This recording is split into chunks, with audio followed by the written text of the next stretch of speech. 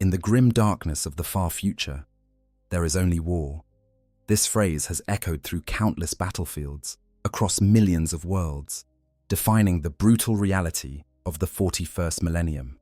But within this endless conflict, there exist corners of existence so bizarre, so horrifying, and so utterly alien to the human experience that they challenge our very understanding of what it means to be human. Today, we're going to explore one of these dark corners, a fate that might be considered worse than death by many Imperial citizens. We're going to talk about what it's like to be a human raised by orcs. Imagine, for a moment, that everything you know about civilization, about culture, about what it means to be human, is stripped away. Imagine being thrust into a society where violence isn't just accepted, but celebrated, where the loudest roar and the biggest fist determine your place in the world, where technology works through sheer belief rather than logic, and where every single day is a chaotic symphony of destruction and mayhem. This isn't a hypothetical nightmare. In the vast expanse of the Imperium, there are documented cases of humans who have lived among the greenskins, either as slaves who adapted to survive, or in rare instances, as individuals who have completely abandoned their imperial heritage to become something else entirely. These stories are not common, and for good reason.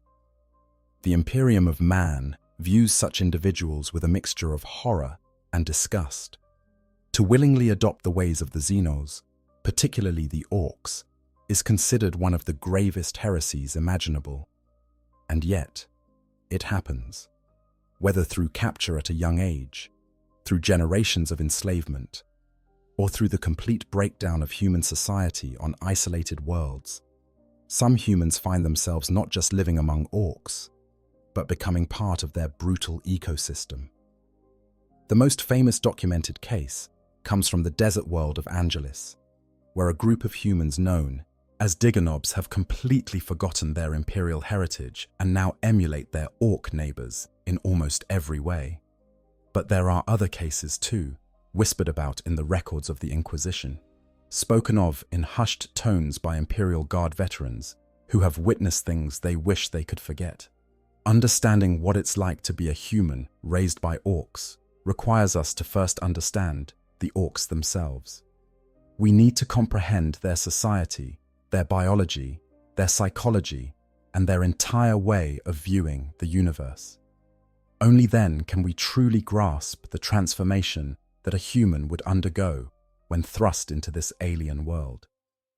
We'll explore the daily realities of living in an orc settlement, the brutal process of earning respect in a might-makes-right society, the psychological transformation required to survive, and the complete reshaping of identity that occurs when human meets greenskin culture. This is a journey into one of the strangest and most disturbing aspects of Warhammer 40,000 lore, a topic that reveals just how adaptable and yet how fragile the human psyche can be when faced with the most extreme circumstances imaginable. Understanding orc society and culture. To understand what it's like for a human to live among orcs, we must first comprehend the greenskin society itself. Orc culture, as they call it, is fundamentally different from any human civilization, no matter how brutal or primitive. It operates on principles that seem absurd to the human mind, yet function with terrifying efficiency in the context of the orc ecosystem. At the most basic level, orc society is a cratocracy, a system where power is held by those who are strongest. This isn't a metaphor or a philosophical principle. It's a literal, physical reality enforced every single day. The biggest orc is in charge, period. This creates a hierarchy that is both simple and brutal. At the very top stands the war boss, the largest and most powerful orc in any given warband, or tribe. A war boss doesn't achieve his position through elections, inheritance, or political maneuvering. He gets there by being big enough and mean enough to beat down any challenger who thinks they can take his place.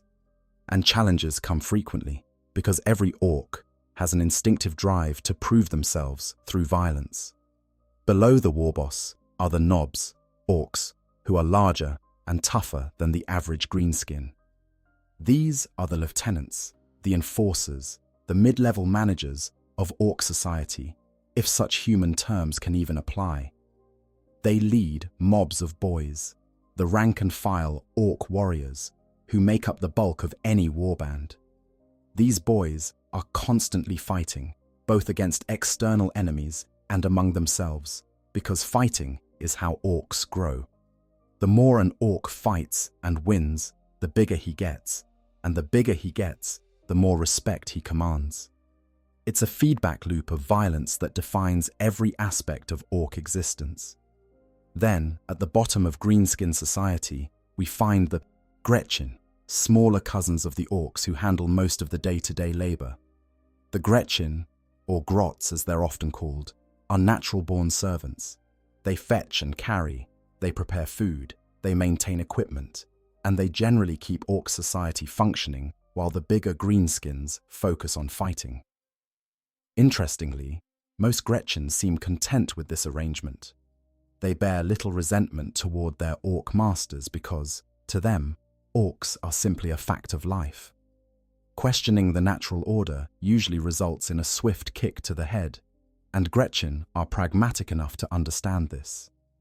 Some clever Gretchen even operate their own black market businesses within Ork society, selling fungus beer, roasting squigs on sticks, and coordinating bets when fights break out.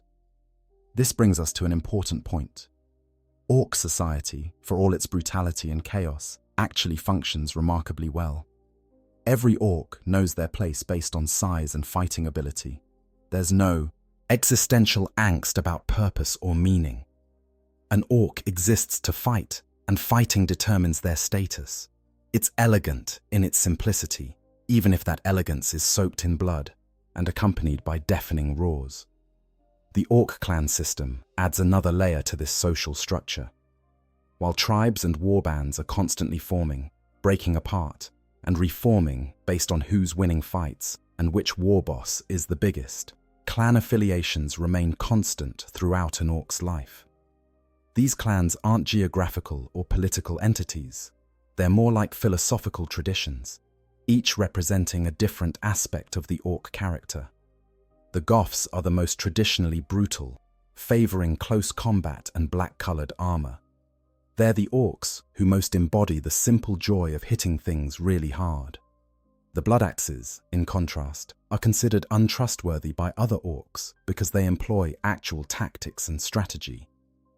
They've had the most contact with the Imperium and have even worked as mercenaries for humans on occasion, learning Imperial military tactics and adapting them to their own purposes. This makes them clever, but in the eyes of other Orks, it also makes them cowardly gits who can't be trusted to fight proper-like. The evil sons are obsessed with speed, painting everything red because they believe red makes things go faster.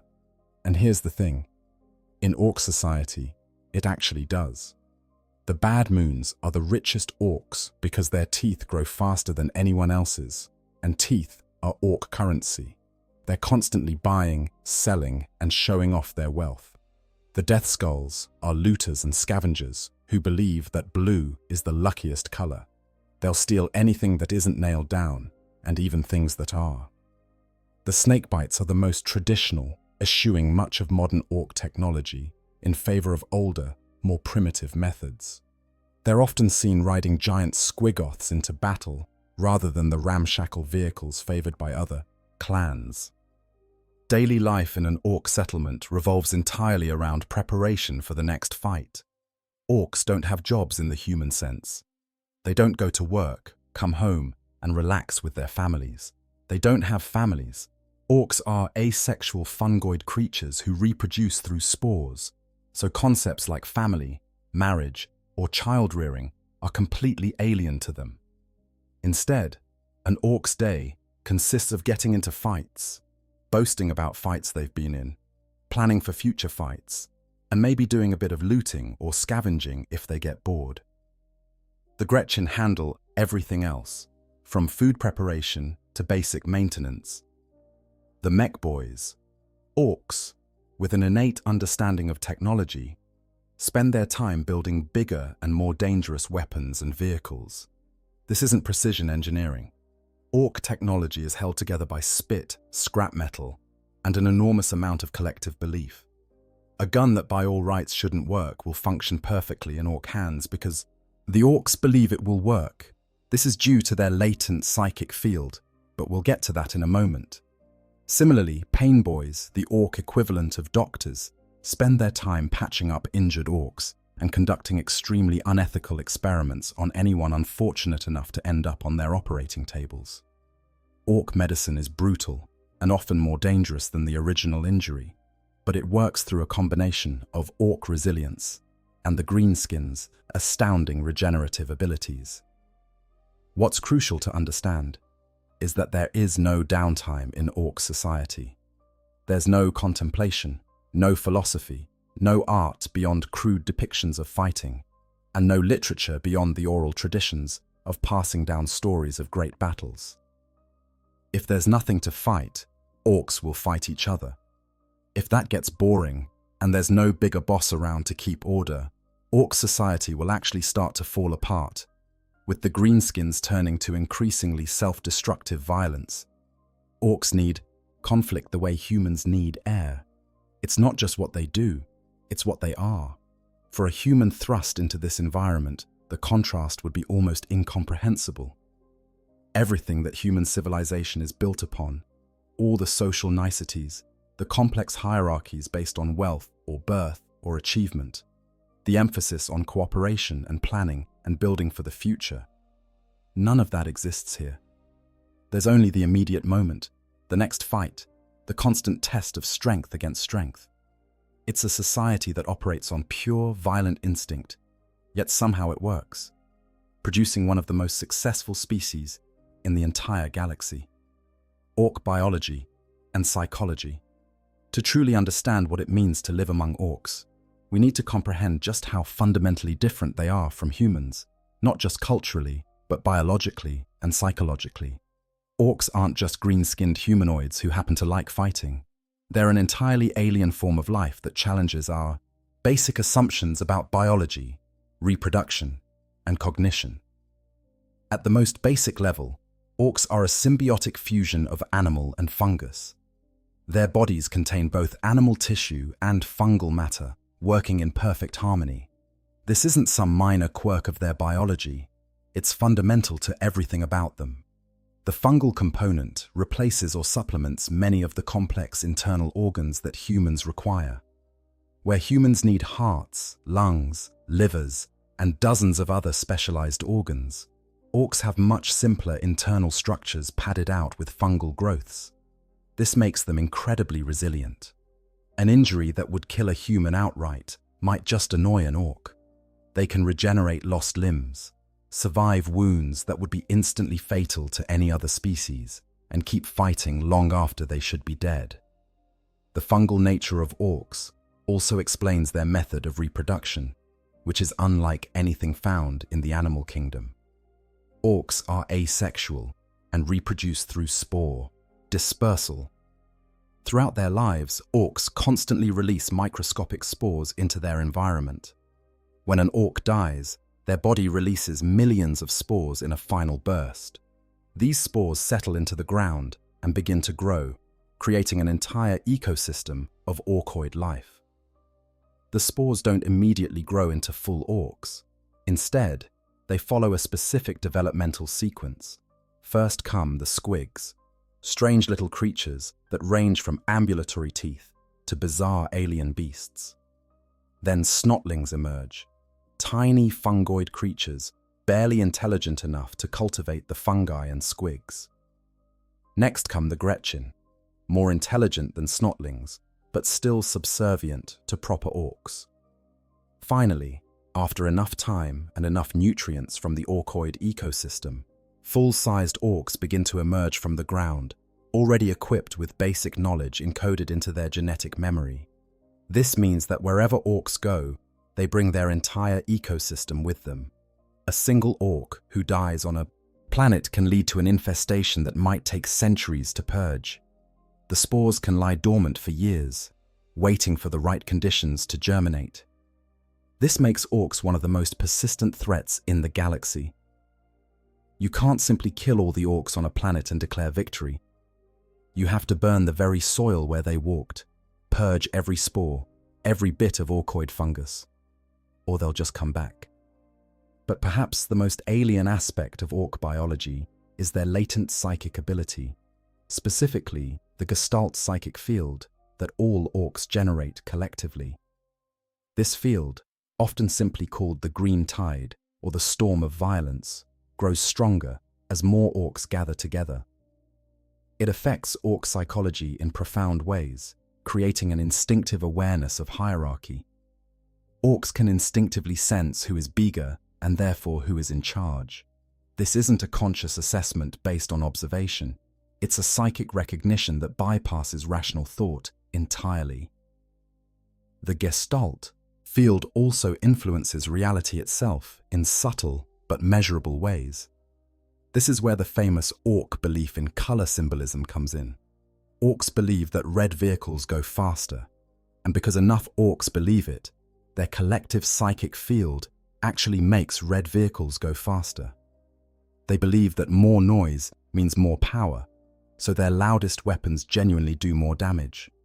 They think that piling more guns onto something makes it shootier, and the Gestalt field makes that true even when the laws of physics say it shouldn't be.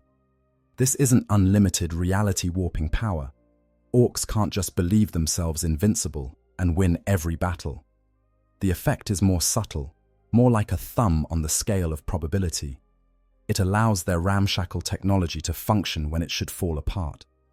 It gives them small advantages that add up over time. Most importantly, it allows orc mech boys to build machines that work through a combination of actual engineering and psychic reinforcement. The Mer, Imperium's tech priests have long theorized that orc technology simply shouldn't function, that it's all held together by psychic power. This is partially wrong. Orc mech boys actually have sophisticated engineering knowledge hardwired into their DNA by the Old Ones who created the orc species millennia ago. An orc vehicle will work even without the Gestalt field, though it might not work as well. The field enhances performance. It doesn't create it from nothing. Orc psychology is equally alien to the human mind. Orcs have no concept of fear in the way humans understand it. They don't fear death because death is just part of fighting, and fighting is what they live for. An orc might fear a bigger orc who could beat them up, but that's not existential dread. It's more like a practical acknowledgement of physical reality. Similarly, orcs have no concept of love, family bonds, or emotional attachment. They don't form romantic partnerships. They don't nurture offspring because they don't have offspring in the traditional sense. They simply emerge from the ground fully formed with all the knowledge they need to start fighting. What orcs do experience is what some imperial scholars have termed battle bliss, a state of pure joy that comes from a good fight. To an orc, the peak experience of existence is being in the middle of a massive brawl, guns firing, axes swinging, enemies falling all around. This is their version of transcendence, their moment of perfect happiness. They'll often confuse this feeling with what humans call love or hate, because to an orc, the intense emotion of combat is the only intense emotion they know. Perhaps most baffling to human observers is the orc ability to hold contradictory beliefs simultaneously without experiencing any cognitive dissonance. An orc can simultaneously believe that their truck has no fuel and also believe that it's still running, and this doesn't bother them at all. Human minds struggle with contradiction, seeking to resolve inconsistencies through logic or rationalization. Orc minds simply accept both things as true and move on. This is likely a necessary adaptation for their Gestalt field to function properly, allowing their collective belief to shape reality without being hampered by individual doubt. Orcs also age differently from humans. They grow throughout their entire lives, with growth directly tied to success in combat. A young orc, called a youth, might be similar in size to a large human. An old orc, who has fought countless battles and won, might be the size of a small vehicle. There's no maximum lifespan. Orks just keep growing and fighting until something kills them, which, given their lifestyle, usually happens sooner rather than later. But those that survive become truly enormous, like the legendary beast, who grew to the size of an imperial knight and nearly brought down the Imperium itself. For a human living among orcs, understanding these biological and psychological differences isn't just academic, it's essential for survival. You're dealing with beings that don't think like you, don't feel like you, and don't perceive reality quite the same way you do. They're not humans with green skin.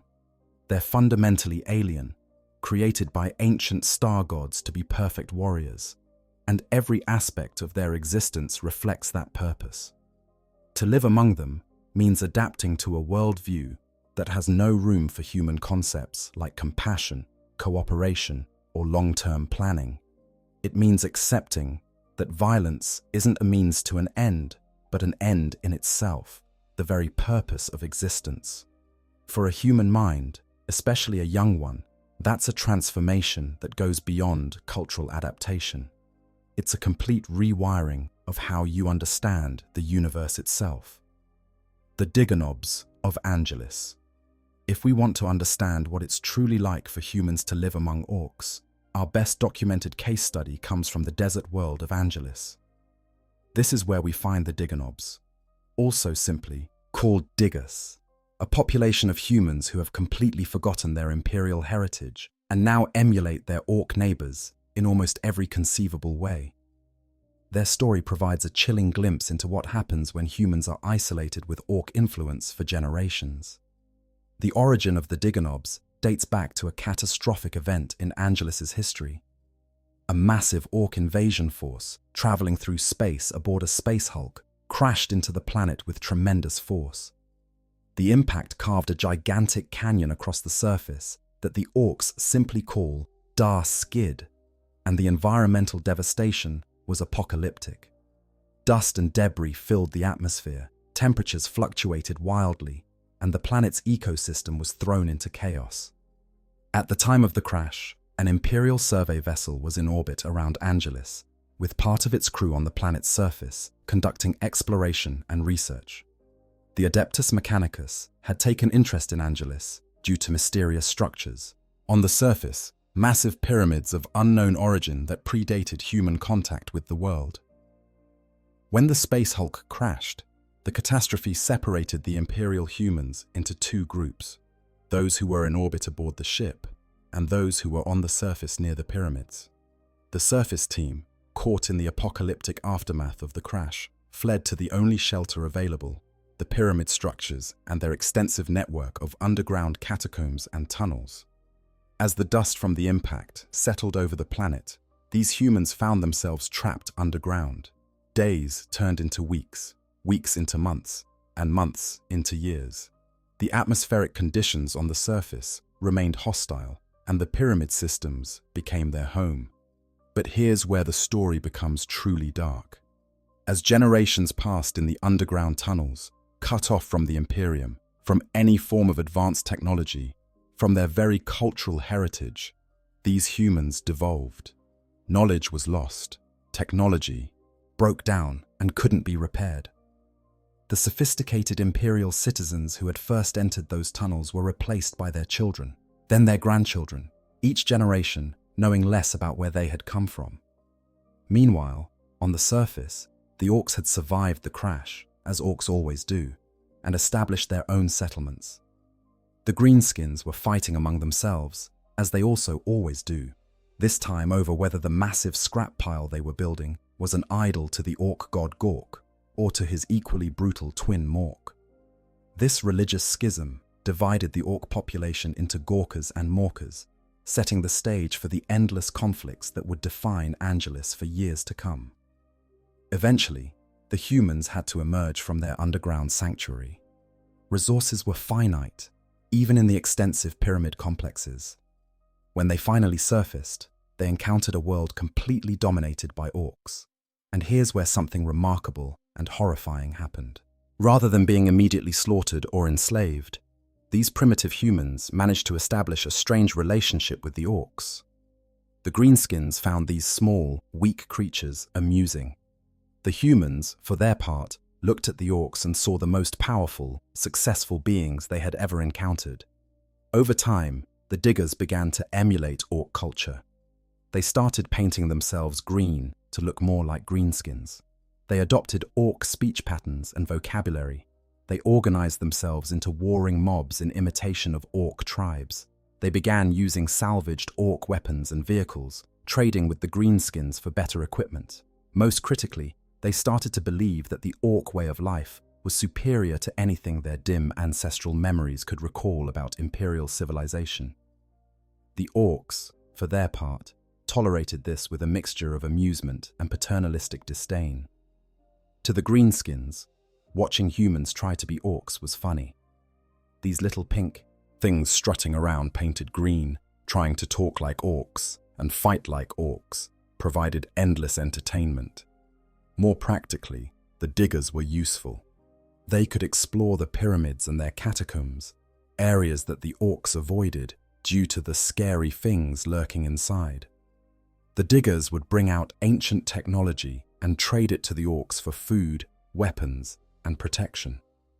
It was simpler than trying to wipe them out, especially given that exterminating the diggers would mean venturing into the pyramid complexes that even orcs found unsettling. The home territory of the diggers earned a name from the orcs that tells you everything you need to know about how the greenskins view it.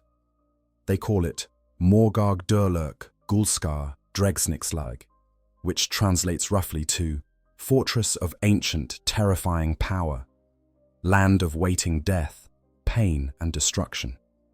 This shows just how much dread even orcs can feel about certain places. The fact that the diggers live there actually earns them a grudging sort of respect. Life as a digger is brutal by any standard. They've organized themselves into tribes that mirror orc society, with bigger, tougher diggers becoming digger knobs, leaders who rule through strength just like orc knobs. They fight constantly, both against each other and occasionally alongside or against the orcs, depending on the situation. Their settlements are crude, their technology primitive even by orc standards, and their existence is defined by scarcity and violence. But here's the truly disturbing part. The diggers don't see their situation as tragic. They've completely internalized orc values. They genuinely believe that might makes right, that the biggest and strongest should rule, that fighting is the highest purpose in life. They look at the orcs and see paragons of strength and success. They've forgotten that they were once part of a galaxy-spanning civilization. They've forgotten the Emperor. They've forgotten everything that makes human culture, distinct from the brutal simplicity of orc society. To an outside observer, especially an imperial one, the diggers represent a horrifying cautionary tale. They're a demonstration of how quickly human civilization can collapse, how easily human culture can be erased, and how completely humans can adapt to even the most alien circumstances. An inquisitor looking at the diggers would see irredeemable corruption, humans who have betrayed their species and their emperor to embrace the ways of the Xenos. The prescribed solution would be simple: complete extermination followed by orbital bombardment to ensure no contamination remains. But from the perspective of someone trying to understand what it's like to be a human raised by orcs, the diggers provide invaluable insights. They show us that humans can, over generations, completely adopt orc culture. They demonstrate that the transition isn't instantaneous, but happens gradually, with each generation losing more of their human heritage and gaining more orc characteristics. They prove that humans can find meaning and purpose in an orc society, even if that meaning is alien to what we would consider normal human values. The digger knobs also reveal something important about orc tolerance. The greenskins aren't mindless killing machines. They're capable of recognizing entertainment value, practical utility, and even a sort of respect for beings that can survive in harsh conditions. A human who proves themselves useful or amusing might find a place in orc society, even if that place is at the very bottom of the hierarchy. It's not kindness, not compassion, but it is a form of acceptance, twisted and brutal as it may be. What makes the diggers particularly fascinating is that they're not technically slaves. They have their own settlements, their own territories, their own internal hierarchies. They trade with the Orks rather than simply serving them. This suggests that there's a spectrum of human-orc interaction, ranging from brutal enslavement on one end to this strange imitative coexistence on the other. The diggers have found a niche in the Angelus ecosystem, and while their existence is harsh and violent, they've managed to survive for generations in a world dominated by greenskins. Of course, the diggers are a unique case. Angelus is a world largely cut off from the Imperium, where unusual circumstances allowed this relationship to develop over many generations. But their existence proves that humans can adapt to Orc society, can learn to thrive in that environment, and can even come to embrace it. For anyone trying to understand what it would be like to be raised among Orcs, the digger knobs provide our clearest example. They show us that the human mind is remarkably adaptable, perhaps too adaptable, capable of internalizing even the most brutal and alien values, if that's what survival requires. Human slaves in Orc society. While the digger knobs represent a unique case of humans living alongside Orcs in a semi-independent relationship, the far more common experience for humans in Orc territory is that of slavery. Understanding the brutal reality of human slaves in Orc society is essential to grasping what life among the greenskins truly entails for most humans unlucky enough to find themselves in that situation. When Orcs conquer an imperial world, which happens with distressing frequency across the galaxy, they don't typically exterminate the entire human population. That would be wasteful, and while Orcs love fighting, they're not stupid. They recognize that humans can be useful. The greenskins need labor for their endless projects, building weapons, constructing vehicles, digging trenches, hauling scrap metal, loading ammunition, and countless other tasks that Orcs find too boring to do themselves. This is where human slaves come in. The initial capture process is typically chaotic and terrifying. When an Orc invasion overwhelms a planet's defenses, the greenskins pour through cities and settlements like a green tide. Some humans are killed immediately in the fighting. Others, particularly those who surrender or are found hiding, are rounded up and herded into crude holding areas. The Orcs don't conduct this process with any particular organization or system. It's more opportunistic than planned. An Orc who stumbles across a group of cowering humans might decide to drag them back to camp rather than killing them, especially if there's a pain boy or mech who's been complaining about needing more workers. The conditions that human slaves endure under Orc rule are uniformly horrific, though the specific details vary depending on what kind of Orc has claimed them and what work they're assigned. At the most basic level, human slaves are treated as disposable resources. Orcs have no concept of worker welfare or humane treatment. A human is a tool, and when that tool breaks, you get another one. The mortality rate is staggering. Slaves working in Orc workshops and forges face some of the worst conditions. These facilities are nightmares of industrial carnage, where humans are forced to handle dangerous materials, operate jury-rigged machinery, and work alongside explosive or toxic substances with no safety equipment whatsoever. Orc mech boys don't care if their human workers lose fingers to machinery or inhale toxic fumes. Those are just expected losses. The working hours are whatever the mech decides, which often means working until you collapse, then being kicked awake to work some more. Those assigned to hauling and manual labor might actually have it slightly better, though better is a relative term when discussing Orc slavery. These humans are responsible for moving the endless quantities of scrap metal, ammunition, and supplies that Orc settlements require. They dig trenches for defensive positions. They clear rubble. They load and unload vehicles. The work is backbreaking and never-ending, but at least it doesn't involve quite as many explosive accidents as working in a mech's shop.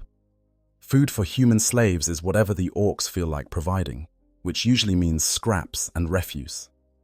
Orks themselves eat a wide variety of things, including squigs, fungal growths, and occasionally each other when times are tough. Human slaves might be given moldy bread, rotten vegetables, squig meat of dubious quality, or nothing at all if the orcs forget. Starvation is common. Water is often contaminated. Disease spreads rapidly through slave populations living in cramped, unsanitary conditions. Physical abuse is constant and casual. An orc might kick a slave simply for being in the way. A nob might use a human as target practice when bored.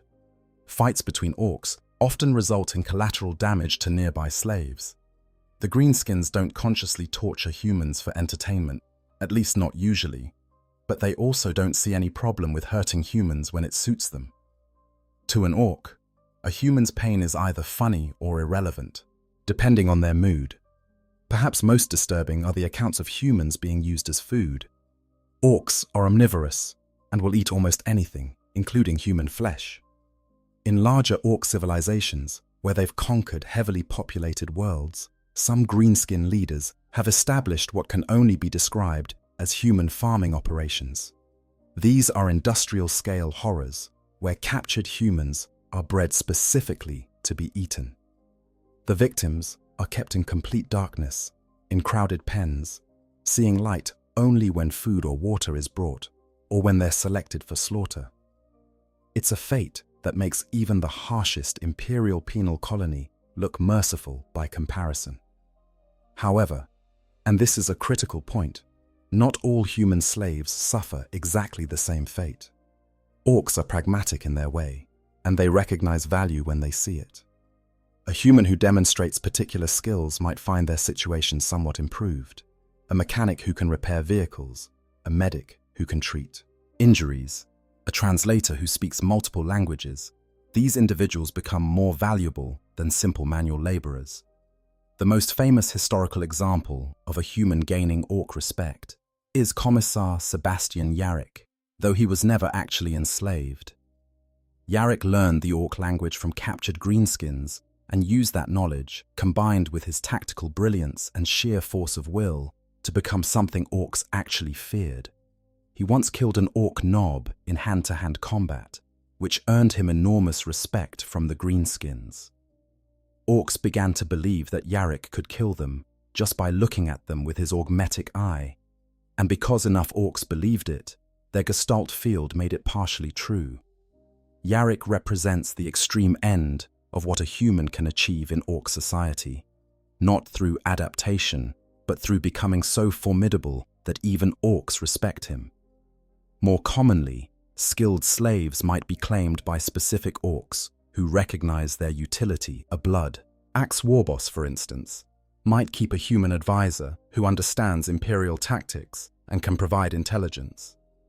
We have records of this happening, including a case where a human who claimed to be an advisor was actually an undercover Imperial Guard captain gathering intelligence.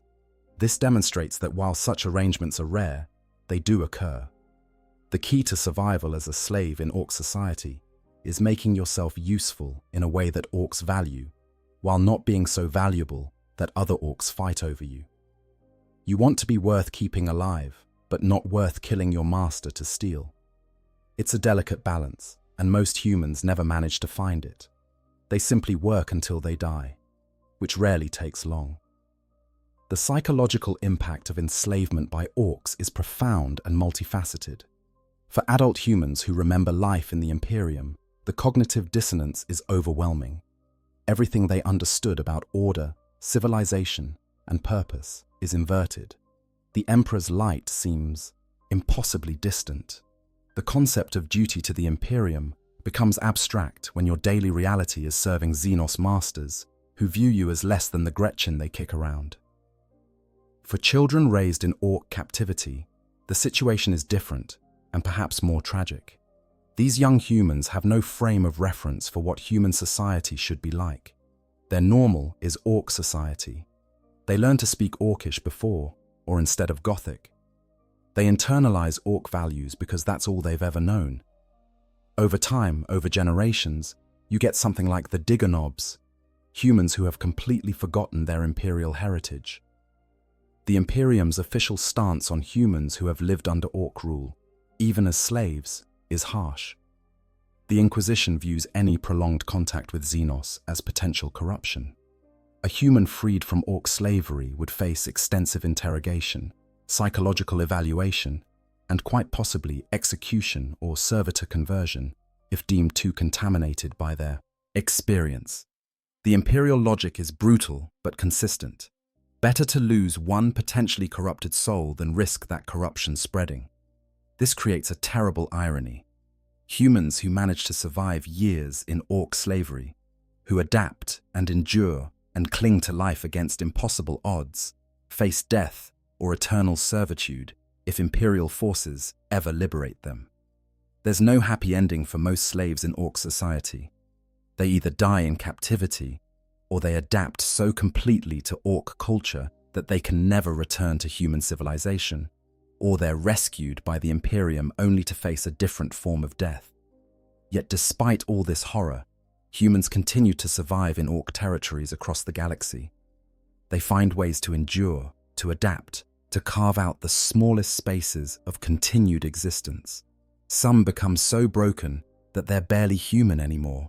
Others maintain their humanity in secret, holding on to memories of the Emperor and dreams of liberation, even as they paint themselves green and shout Ork battle cries. And a rare few actually find something like purpose in their strange existence, becoming valuable enough to their Ork masters that they achieve a twisted form of stability.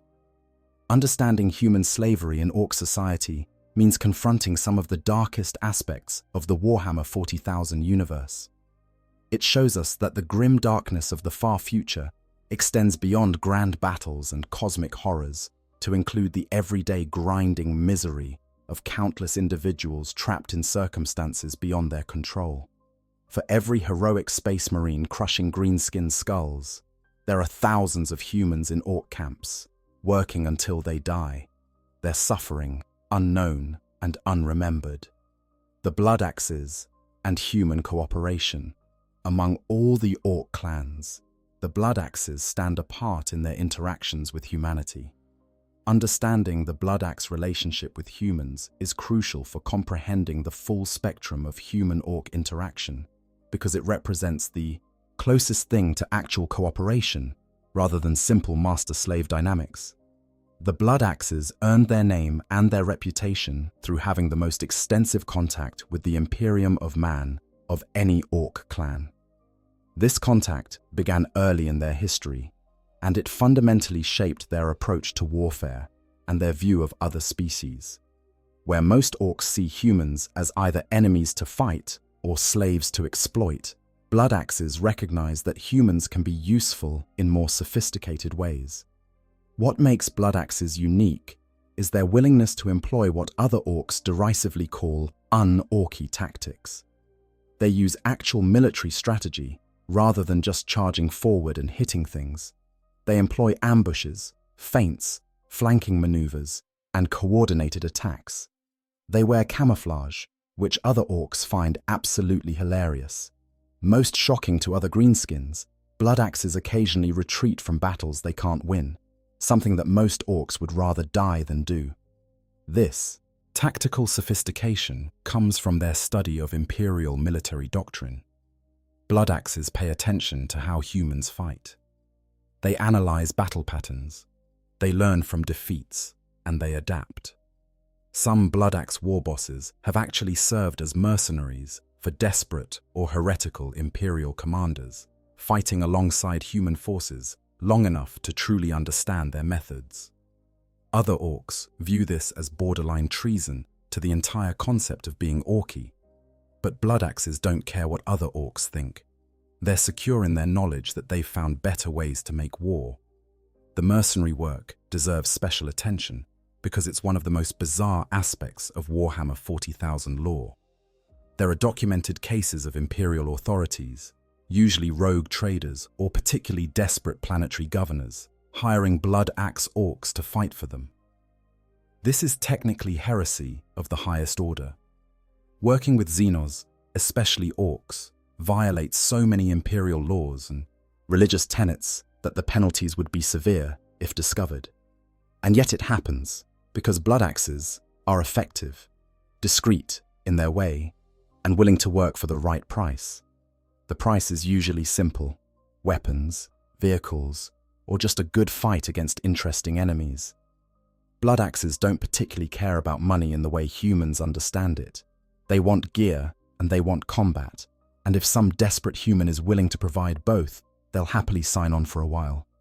Of course, there's always the understanding that once the job is done, the blood axes might just turn on their employers and loot everything in sight. That's just good business from an orc perspective. What's fascinating is that some blood axe forces actually maintain something resembling human auxiliaries on a semi-permanent basis. We have records of a blood axe warboss named Bogrot, who kept numerous humans and even ogrins as part of his warband. This included a human advisor, mercenary companies, and various specialists. These weren't exactly slaves, though they weren't equals either. It was more like a very strange employer-employee relationship, where the employee might get eaten if the boss gets hungry. For humans working with blood axes in this capacity, life is complicated. On one hand, you're not chained in a slave pen. You might even get paid in salvage or looted goods. You have some degree of autonomy, and your skills are actually valued. On the other hand, you're working for Xenos, which makes you a traitor in the eyes of the Imperium. You're constantly surrounded by beings who could kill you on a whim. You live knowing that your orc employers might decide to betray you at any moment, because that's just how orcs operate. The blood axe's appreciation for human-style organization extends to their internal structure. Blood axe mobs are more organized than typical orc formations. They have ranks and roles that almost resemble human military units. They use scouts and reconnaissance, concepts that most orcs find boring. They even employ commandos, elite orcs, who specialize in stealth and sabotage, which other clans view as downright cowardly. Some blood axes have gone so far as to adopt human military aesthetics. They wear helmets that resemble human designs. They organize their vehicles in formations that mirror Imperial armored columns. And they use terminology borrowed from low Gothic military parlance. To other orcs, this makes blood axes look like posers who are trying too hard to be like humans. To Imperial forces facing them, it makes blood axes distinctly more dangerous than the typical orc horde. The relationship between blood axes and their human auxiliaries reveals something important about orc psychology. Orcs can learn. They can observe, adapt, and incorporate new ideas into their worldview. They're not mindless brutes. They're pragmatic in their brutal way. If something works, they'll use it, regardless of where it came from. This is why blood axes don't see anything wrong with learning from humans or even working alongside them temporarily. However, there's a critical limit to this cooperation. Blood axes might work with humans, but they don't see humans as equals. They're still orcs, which means they still believe that bigger is better, that might makes right, and that a good fight is the highest purpose in existence. A human in a blood axe warband is tolerated because they're useful, not because the orcs respect humanity as a concept. The moment that usefulness ends, the relationship ends, usually violently. For a human actually raised among blood axes, the experience would be unique compared to other orc clans. You'd be exposed to a mix of cultures, seeing both orc brutal directness and stolen elements of Imperial organization. You'd learn to speak both Orcish and Gothic fluently. You'd understand orc psychology while also retaining some connection to human modes of thinking. This could actually be advantageous for survival, as blood axes are more likely to recognize and value human skills like reading, mechanical aptitude, or tactical analysis. The training of humans in blood axe society might even resemble actual military training to some degree. Blood axes understand discipline in a way other orcs don't. They recognize that coordinated action can be more effective than individual bravado. A young human growing up in a blood axe warband might actually be taught to shoot properly, to maintain weapons, to follow orders during combat. It's still brutal, still violent, still fundamentally orky, but it's violence with purpose and structure. Yet even in blood axe society, a human's position is precarious. The tolerance extended to useful humans is contingent and can evaporate instantly. An orc might respect your skills one day and decide you're too much trouble the next. The shifting alliances within Bloodaxe politics, already complex by orc standards, become even more treacherous when you're a human trying to navigate them. There's also the constant threat from other orc clans. Bloodaxes are already viewed with suspicion by greenskins from other clans. If those Bloodaxes are known to work with humans regularly, that suspicion can boil over into open conflict. A human caught in the middle of an interclan dispute has almost no chance of survival.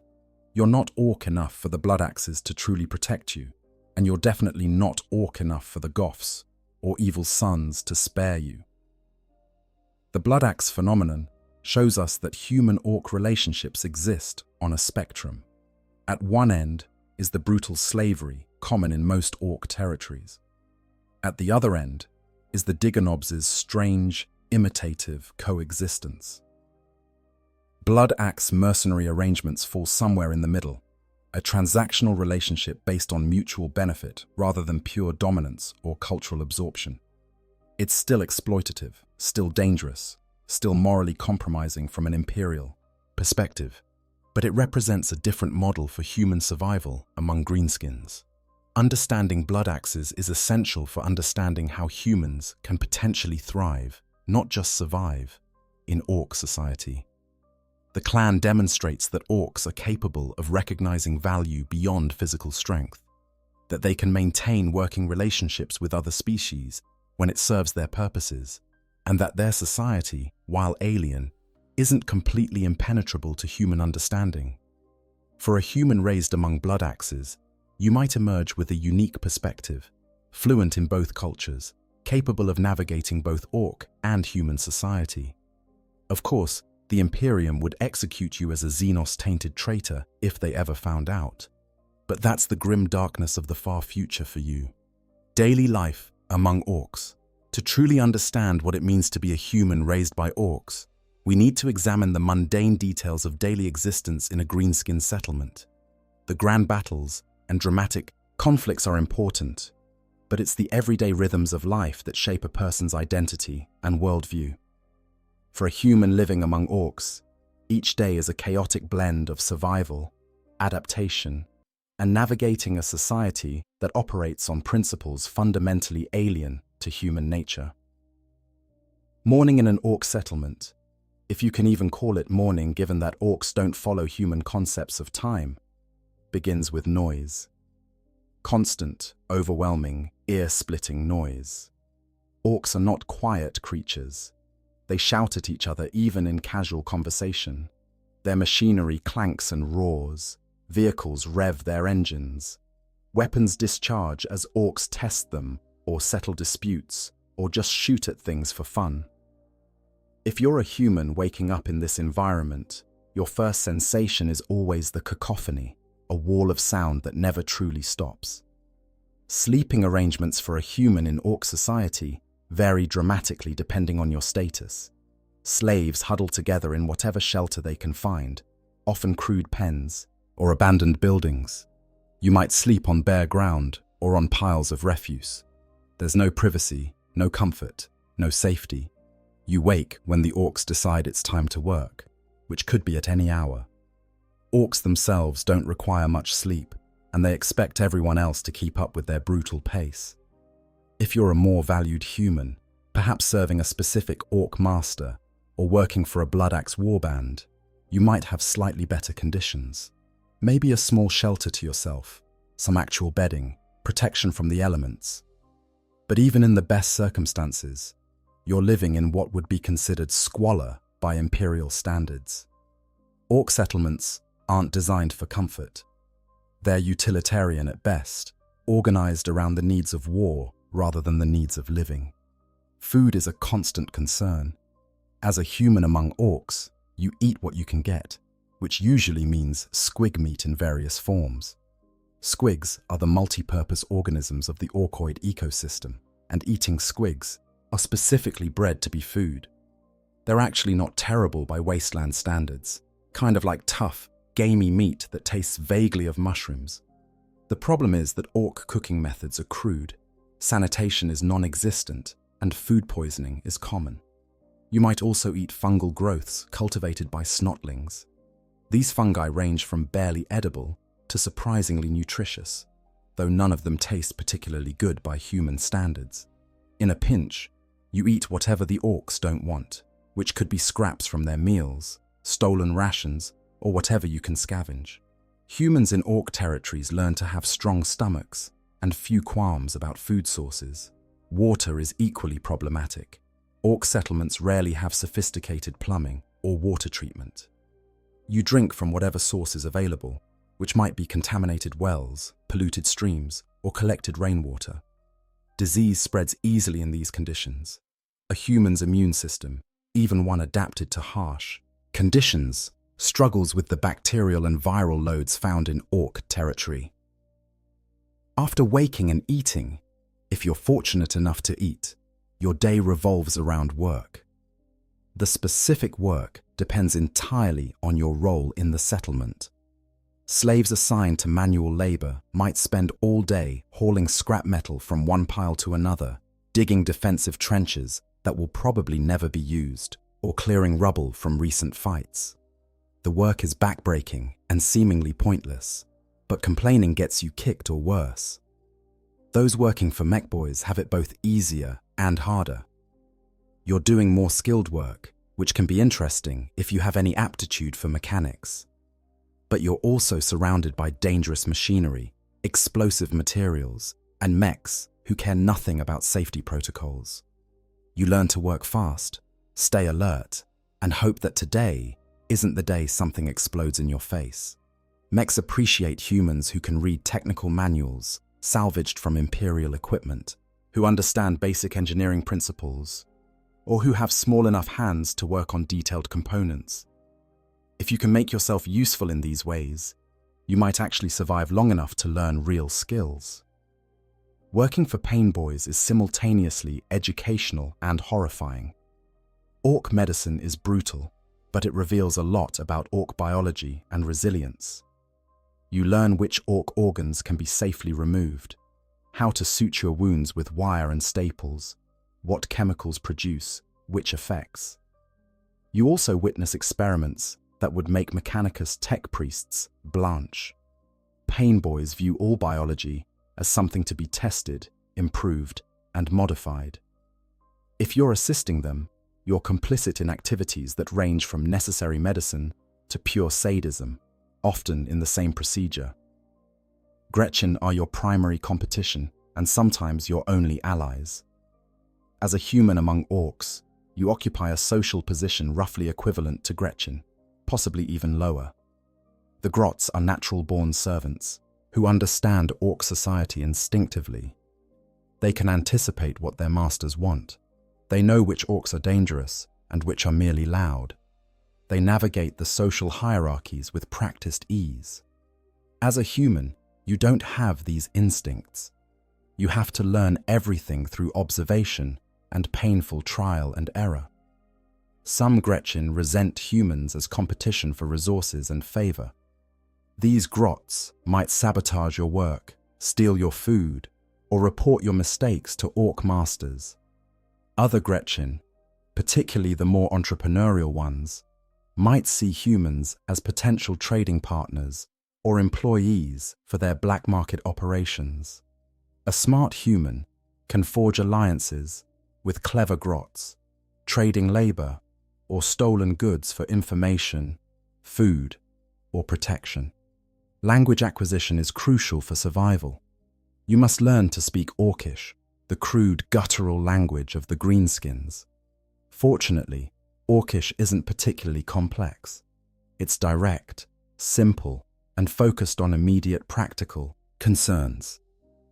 The vocabulary is heavy on insults, fighting terms, and words for different types of weapons. A human, especially a young one with a flexible brain, can pick up basic Orcish relatively quickly. The physical structure of human vocal cords actually makes some Orc sounds difficult to produce properly. Orcs have different phonology, and their speech includes guttural growls and harsh consonants that strain human throats.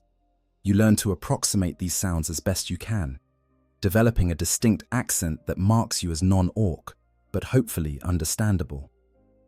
Being able to communicate in Orcish is essential, not just for taking orders, but for understanding the social dynamics around you, knowing when a fight is about to break out, recognizing when an Orc is in a dangerous mood. The constant violence that defines Orc society becomes a part of your daily routine. Fights break out constantly over almost anything. An Orc might challenge another over a perceived insult, over who gets first pick of salvage, over absolutely nothing at all. These fights range from brief scuffles to extended brawls that leave both participants bloody and satisfied. As a human, you learn to recognize the signs of an impending fight and get out of the way. Being in the wrong place when two Orcs start swinging can result in accidental death from collateral damage. Sometimes you can't avoid the violence. You might be forced to participate in arena fights for Orc entertainment, pitted against other humans, against Gretchen, or against dangerous creatures. These fights serve multiple purposes in Orc society. They establish social hierarchies, they provide entertainment, and they allow Orcs to evaluate which humans might be worth keeping around. If you can win fights, even against other humans, you earn a measure of respect. If you lose badly, you might be discarded as worthless. Physical conditioning becomes essential. Humans living among Orcs either become very tough or die quickly. You're constantly lifting heavy objects, running to avoid danger, enduring beatings, and surviving on inadequate food. Your body adapts through sheer necessity. Muscles develop, bones harden, pain tolerance increases. A human who survives years in Orc society would be physically harder than most Imperial citizens, shaped by an environment that offers no mercy to the weak. Hygiene is almost non-existent by Imperial standards. Orcs don't bathe regularly, they don't maintain sanitation, and they don't care about cleanliness beyond making sure their weapons function. As a human, you wash when you can find water and time, which isn't often. You get used to being dirty, to insects, to the constant smell of unwashed bodies, exhaust fumes, and spilled squig blood. It's disgusting at first, but like everything else, you adapt or you die. Evenings, when work finally stops, are when Orc settlements become simultaneously more entertaining and more dangerous. This is when the greenskins engage in their leisure activities, which mostly involves fighting, drinking fungus beer, fighting some more, listening to tales of past battles, and then more fighting. As a human, you might be ordered to serve food and drink, or you might be expected to participate in the evening's entertainment as a fighter, or simply as a target for Orc humor. Orc humor is cruel by human standards. They find it funny when smaller beings get hurt, when things explode unexpectedly, when plans go wrong in spectacular ways. A human who can laugh at their own misfortune, who can take a beating and get back up grinning, might actually earn Orc respect. They appreciate toughness even in small, weak creatures. Conversely, showing fear or weakness marks you as prey. Orcs respect strength and despise cowardice with a purity that admits no nuance. Sleep, when it finally comes, is fitful and dangerous. The night brings no real peace. Fights continue, machinery keeps running, and you're always aware that you could be called to work at any moment. If you're lucky, you sleep for 4 or 5 hours. More often, it's less. Exhaustion becomes a constant companion, a state you learn to function in rather than something to be remedied. This cycle repeats daily with only minor variations. There are no weekends, no holidays, except when the war boss calls a gathering to celebrate a victory or plan a new campaign.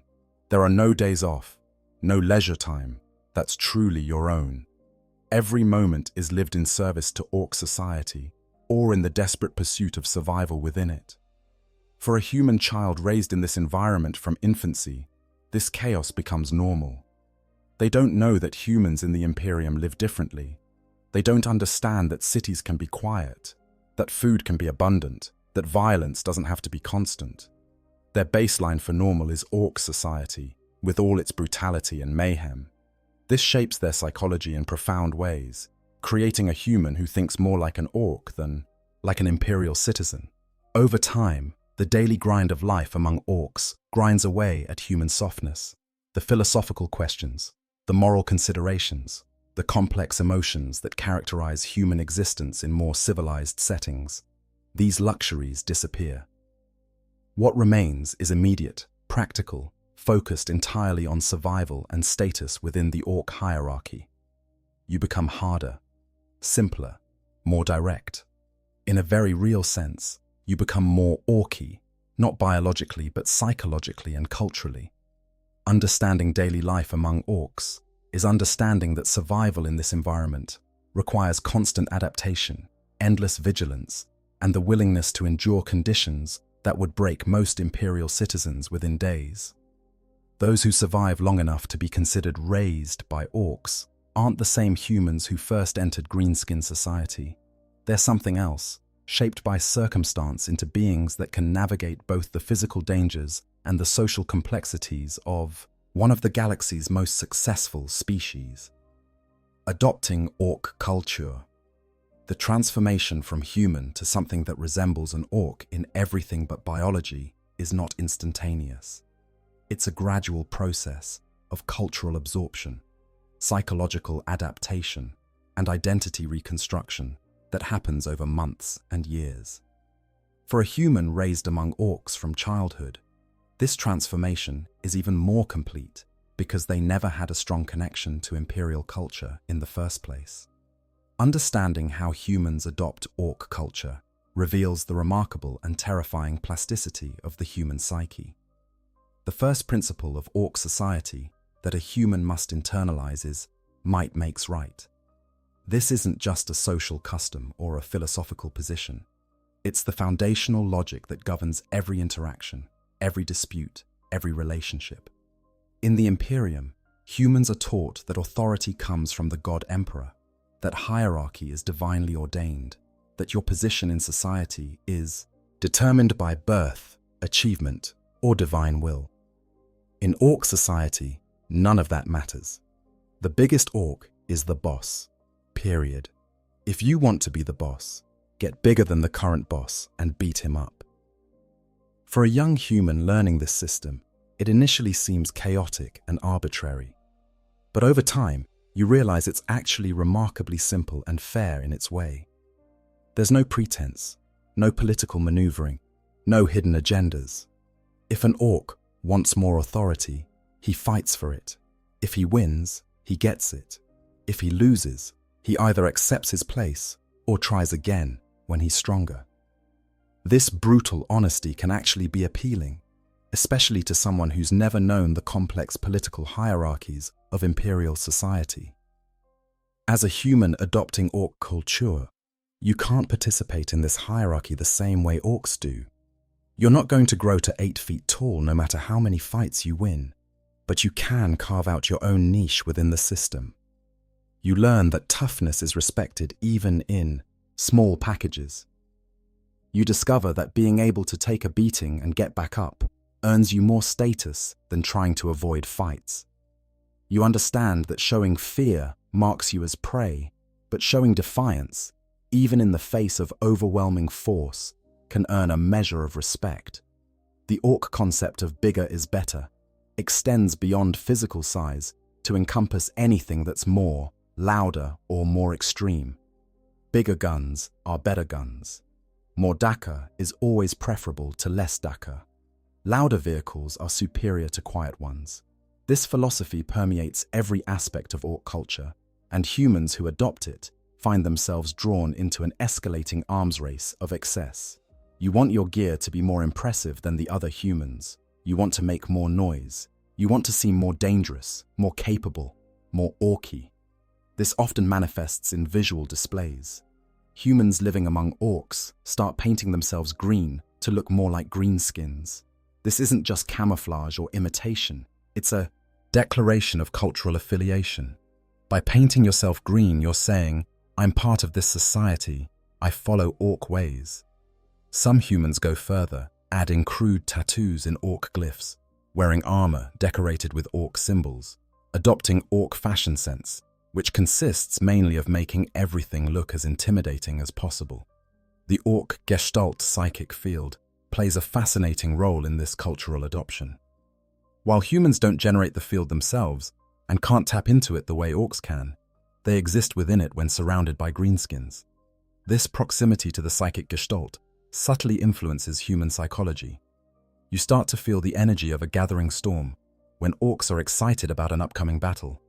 You sense the dangerous mood when a war boss is angry. You unconsciously recognize the hierarchy based on who feels bigger, even if you can't articulate why. Some scholars have theorized that prolonged exposure to the Ork Gestalt field might actually alter human brain chemistry in subtle ways. There's no hard evidence for this, but it would explain why humans raised among orcs often develop personality traits remarkably similar to their green-skinned surroundings. They become more aggressive, more direct, more focused on immediate physical realities rather than abstract planning. Whether this is purely cultural conditioning or has a psychic component remains debatable. Learning to fight like an orc is central to adopting their culture. This doesn't mean learning sophisticated martial arts or tactical combat techniques. It means learning to hit hard, keep hitting, and never show weakness. Orc fighting style is brutal and direct. They charge in, they swing big weapons, they overwhelm opponents through sheer ferocity. As a human, you can't match an orc's physical strength, but you can adopt their mindset. You learn to roar and shout during fights, not because it's tactically sound, but because that's what orcs do. You learn to keep fighting even when injured, because showing pain is showing weakness. You discover that fighting isn't just about winning or losing. It's about proving you're willing to fight, that you're dangerous enough to be respected. An orc who sees a human get into a fight and acquit themselves reasonably well might actually start treating that human differently, with something approaching respect. Participating in orc rituals and celebrations is another aspect of cultural adoption. When the warband celebrates a victory, you participate. When they gather to hear a war boss's speech about the next battle, you listen and cheer along with everyone else. When they engage in competitive bragging about past fights, you contribute your own exaggerated tales. These communal activities reinforce your place in orc society and your adoption of their values. The orc religion, worship of the twin gods Gork and Mork, presents interesting challenges for humans. Imperial citizens are raised to worship the god emperor as the one true deity. Abandoning that worship for orc gods would be heresy of the highest order if any inquisitor ever found out. But for humans raised among orcs who have no strong connection to the imperial cult, adopting belief in Gork and Mork comes naturally. Gork and Mork are straightforward deities. Gork is cunningly brutal, Mork is brutally cunning, and their worshippers argue endlessly about which approach is better. These arguments often lead to fights, which is exactly how orc theology is supposed to work. For a human trying to fit into this society, shouting about Gork or Mork during a fight or before a dangerous task becomes second nature. Whether you actually believe in these orc gods or are just going through the motions matters less than demonstrating cultural conformity. Language is where cultural adoption becomes most visible. As mentioned earlier, learning Orcish is essential for survival. But truly adopting orc culture means thinking in Orcish, cursing in Orcish, even dreaming in Orcish. The language shapes thought patterns. Because Orcish vocabulary is heavy on fighting terms and light on abstract concepts, speaking it regularly gradually changes how you think about the world. Complex moral reasoning becomes harder when your primary language doesn't have good words for nuance. Direct, violent solutions start seeming more reasonable when your vocabulary makes them easier to express. Humans who become fluent in Orcish often find that their Gothic deteriorates or becomes heavily accented with Orc speech patterns. They start speaking in the present tense more often, using simple declarative sentences, incorporating Orc curses and exclamations. This linguistic shift reflects a deeper cognitive transformation. You're not just speaking like an orc, you're thinking like one. The concept of teeth as currency is another aspect of orc culture that humans must adopt. Orcs use their own teeth as money, which works because orc teeth constantly fall out and grow back. For humans who don't have regenerating teeth, this presents a problem. You can't use your own teeth as currency without serious long-term consequences, but you can collect orc teeth from dead greenskins, from fight arenas, from anywhere they accumulate. Some entrepreneurial humans among orcs actually become tooth merchants, gathering and trading the currency of greenskin society. Understanding orc technology and the belief that makes it function is crucial for humans working in technical roles. Orc mechs believe their machines will work, and that belief, amplified by the Gestalt field, actually makes the machines work better. A human assisting a mech needs to adopt some of that confidence and belief. You can't be thinking, "This shouldn't work," while helping build an orc vehicle. You need to believe it will work, even if your understanding of physics says otherwise. This requires a kind of cognitive flexibility that can be difficult for humans trained in rational imperial tech doctrines. The most complete cultural adoption happens with humans who start to identify more with orc society than with human society. These individuals, like the Digonobs, no longer see themselves as humans living among orcs, but as participants in orc culture who happen to be biologically human. They take pride in their toughness, in their ability to survive in greenskin society. They look down on soft humies who live in the Imperium, viewing them as weak and ignorant of the true ways of strength. This identity transformation is the final stage of adopting orc culture. When you stop thinking, "I am a human who has to pretend to be orky to survive," and start thinking, "I am orky and that's what I choose to be," the cultural adoption is complete.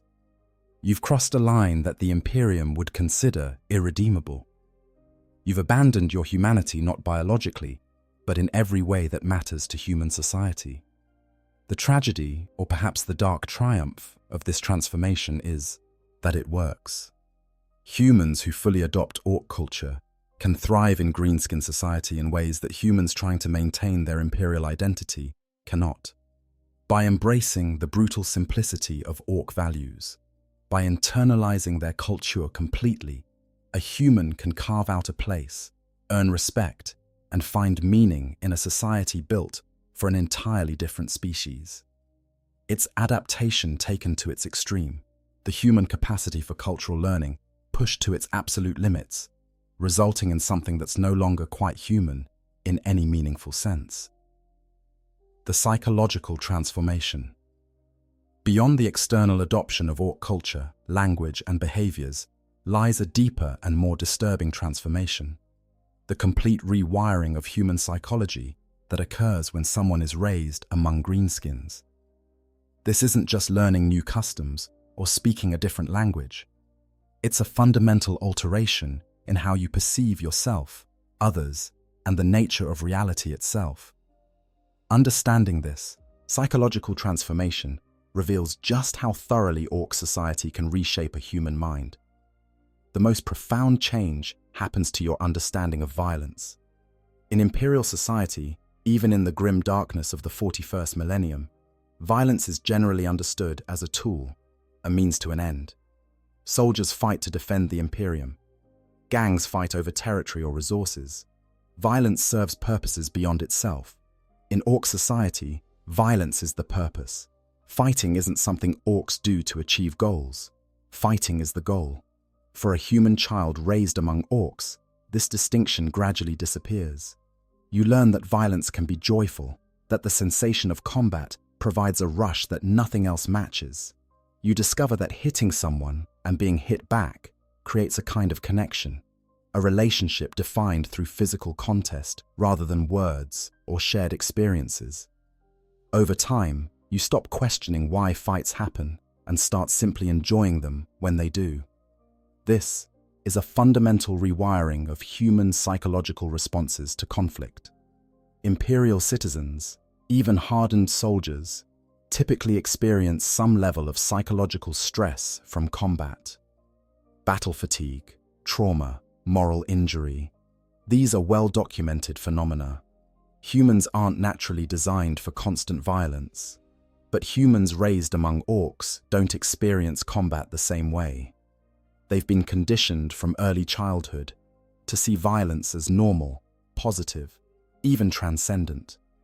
The psychological damage that would cripple an Imperial soldier becomes simply the background noise of daily existence.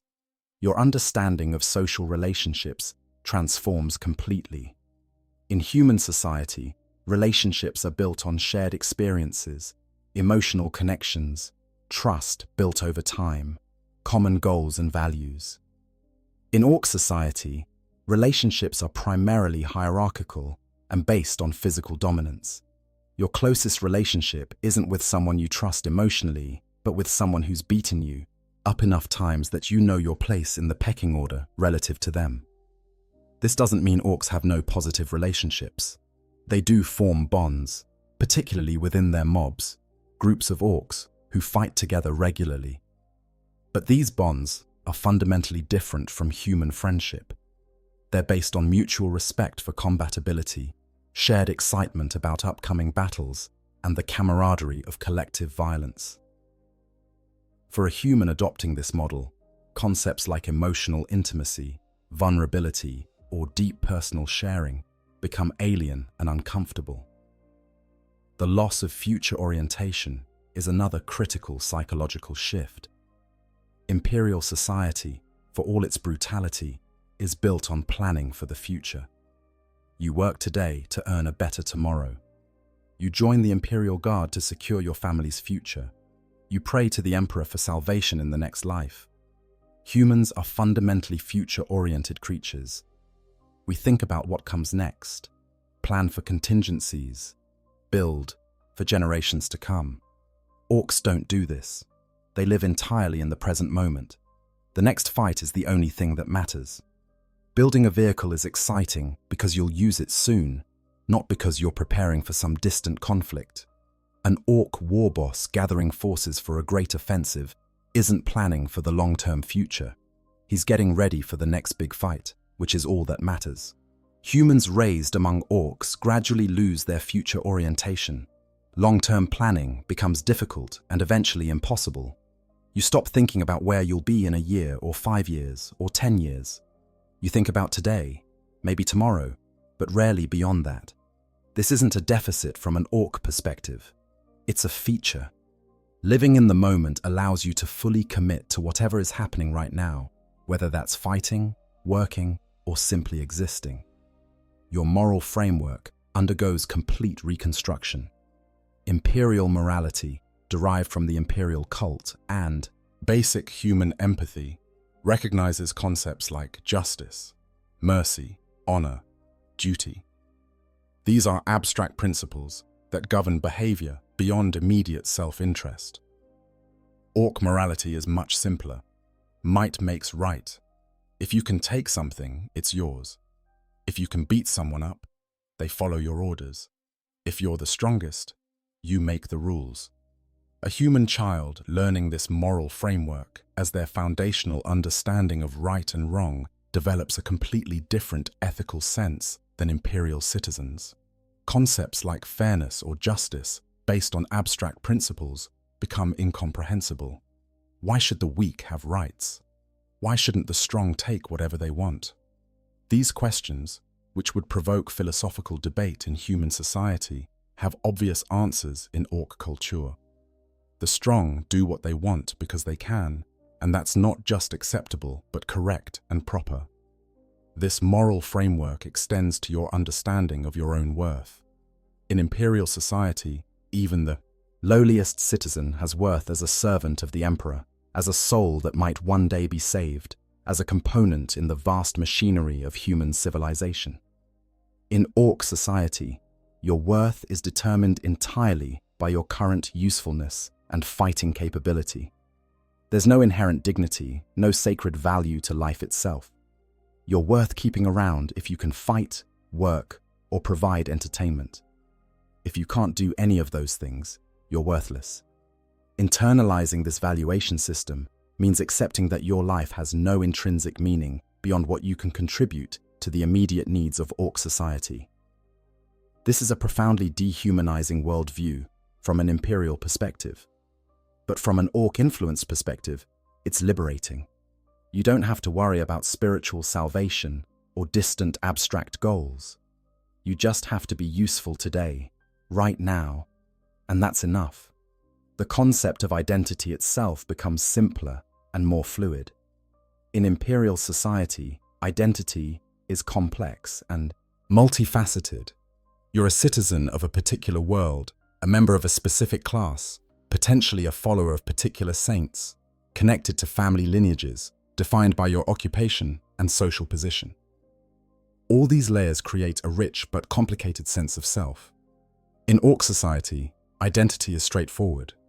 You're defined by your fighting ability, your position in the hierarchy, and your clan affiliation, if you have one. For humans among Orks, your identity becomes human who lives with Orks and has learned to survive in their society. That's it. All the complex social markers that would define you in the Imperium become irrelevant. This simplification can feel like loss at first, but over time, it becomes comfortable. There's freedom in not having to maintain a complicated identity, in just being what you are in this moment. Your relationship with fear and pain transforms dramatically. Human psychology normally includes strong aversion to pain and fear of danger. These responses kept our ancestors alive by making them avoid threats. In Ork society, showing fear is the worst thing you can do. It marks you as prey, as someone weak who can be safely abused or killed. Similarly, reacting to pain with excessive displays of suffering invites mockery and abuse.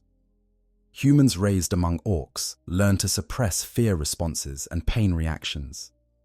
This isn't just acting tough while feeling afraid inside. Over time, the psychological conditioning actually reduces the fear response itself.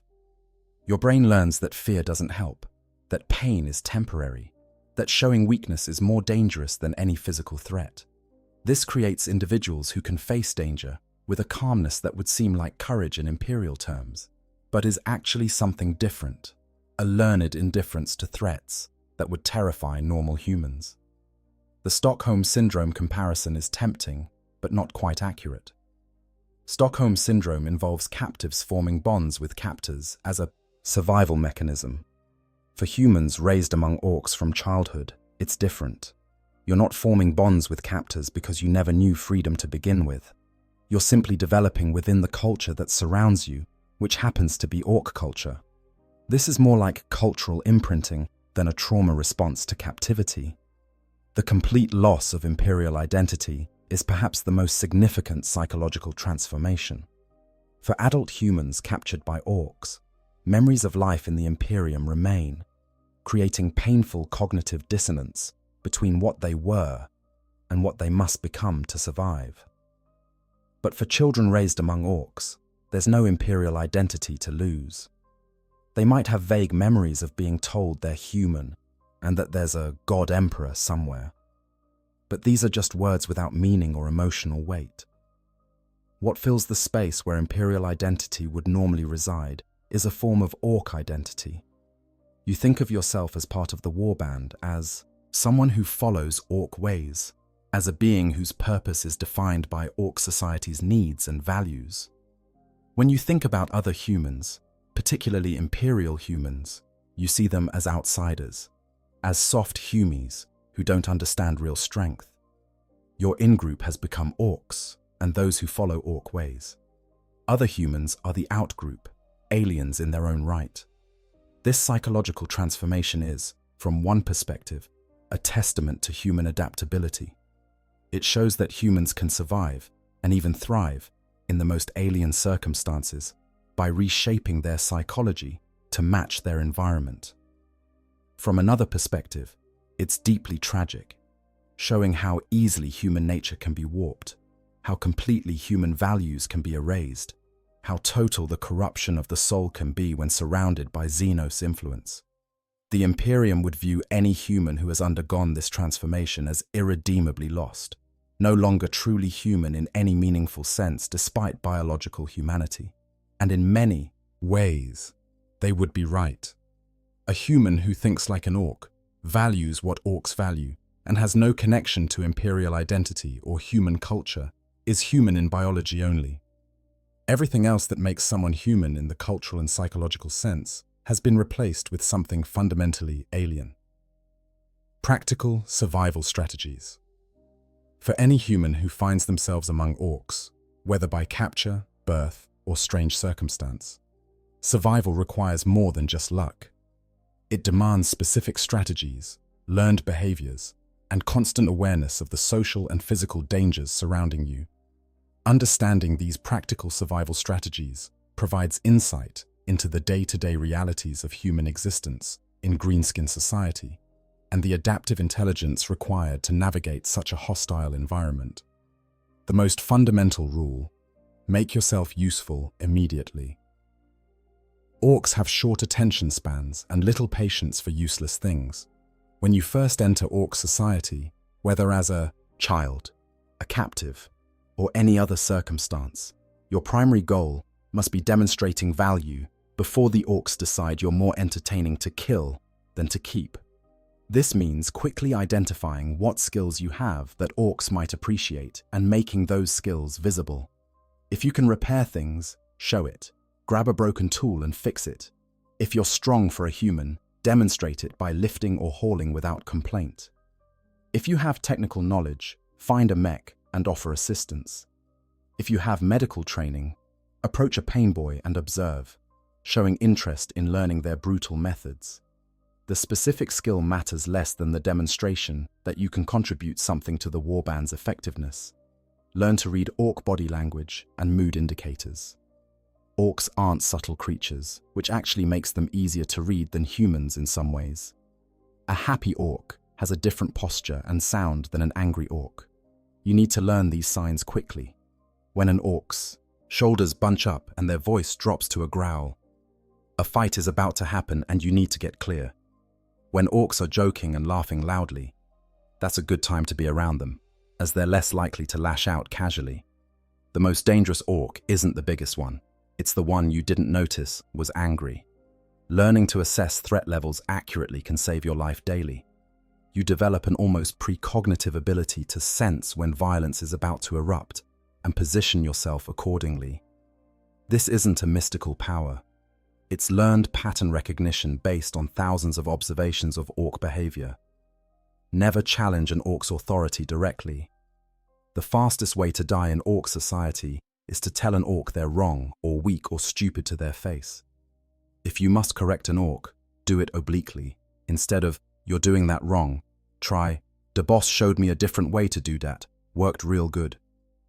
Frame everything in terms of what stronger orcs do or what has worked in the past, never as criticism of the current orc's competence. When ordered to do something, do it quickly and without complaint, even if it's stupid or pointless. Orcs respect speed and enthusiasm. An order executed slowly while grumbling marks you as a problem. The same order executed quickly with a shout of "Yeah, boss," marks you as a good worker. The actual quality of your work matters less than your apparent eagerness to do it. Fighting is inevitable, so learn to fight smart. You can't avoid all combat in orc society, and trying to makes you look weak and cowardly. When forced to fight, whether against other humans, Gretchen, or in orc entertainment, fight with everything you have. Even if you lose, losing while putting up a fierce fight earns more respect than winning through cowardice or luck. Develop a signature fighting move or style. Orcs appreciate spectacle and recognition. If you always lead with the same distinctive attack, or fight with an unusual weapon, or have a particular battle cry, orcs will remember you. That's Dayumi what always goes for Denise is better than being forgotten. Memorability translates to a form of status, and status is survival. Learn when to take a beating and when to dodge. Sometimes an orc will hit you just because they feel like it. Your response determines what happens next. If it's a casual cuff, take it without flinching and keep working.